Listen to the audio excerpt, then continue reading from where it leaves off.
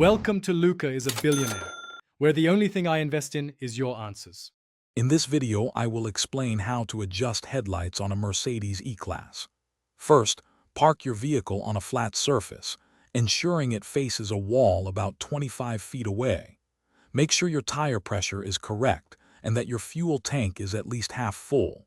Gather essential tools such as a Phillips head screwdriver and a measuring tape. This preparation ensures accurate and effective headlight alignment. Now, let's find the adjustment points. Open your car's hood to reveal the headlight units. You'll typically find two main adjustment screws on each headlight.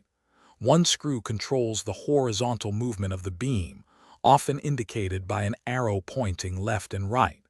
The other screw manages the vertical adjustment, moving the beam up and down.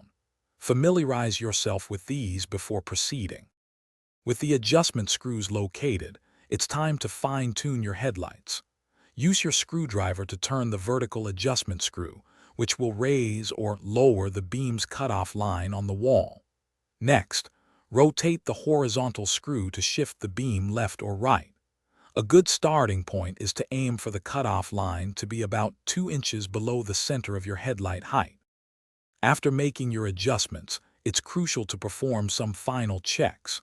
Ensure both headlights are aligned symmetrically and provide a consistent beam pattern. Take your Mercedes E-Class for a short drive on a dark road to confirm optimal visibility and proper aim.